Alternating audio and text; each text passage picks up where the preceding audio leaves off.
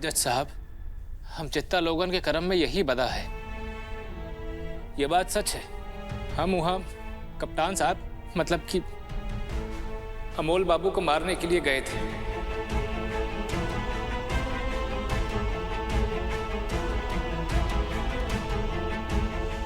मतलब इसी ने मारा एसपी साहब को? अरे चित्ताओं का काम ही है खून करना, जानवर का हो या इंसान का। हम जब वहां पहुंचे तो देखे तो हरीश और कप्तान साहब के बीच मतलब अमोल बाबू के बीच झगड़ा चल रहा था। इन दोनों के झगड़े का फायदा उठाकर हम वही पर्दे के पीछे छुप गए। अमोल बाबू और हरीश काफी देर तक एक दूसरे के साथ गुत्थम गुत्था करते रहे। ऐसे लड़ते लड़ते वो हमारे करीब आए। हमने अमोल बाबू पे गोली चला दी।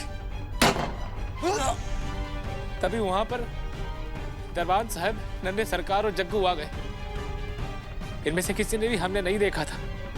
उसका फायदा उठाकर हम वहां से भाग निकले।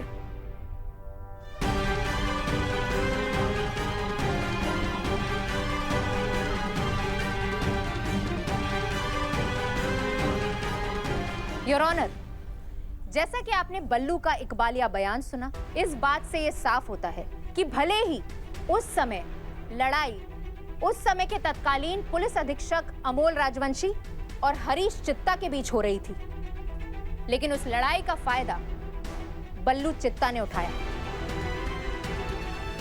बल्लू चित्ता ने अमोल राजवंशी पर गोली चलाई, जिससे उनकी मृत्यु हो गई। और बल्लू का ये इकबालिया बयान हरीश का बेगुनाह होना साबित करने के लिए काफी है, योर ऑनर। और ये इस बात को साफ करता है कि अमोल राजवंशी की हत्या किसी और ने नहीं बल्कि बल्लू ने ही की है।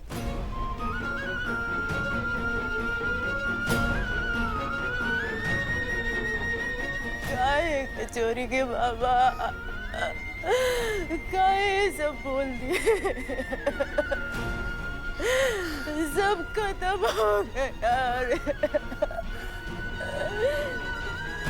लेकिन योर ऑनर, केस के स्वभाव को देखते हुए मैं आपका ध्यान दूसरी तरफ भी खींचना चाहूंगी।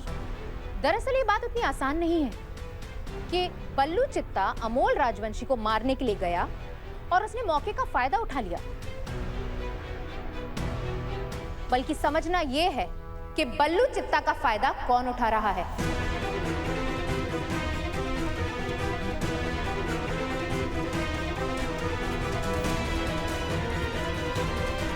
यहां अपराधी सिर्फ वो नहीं है जिसने अमोल को मारा, बल्कि असली अपराधी वो है जिसने बल्लू चित्ता के हाथ में बंदूक थमाई और उसे मजबूर कर दिया कि वो जाए और अमोल की हत्या कर दे।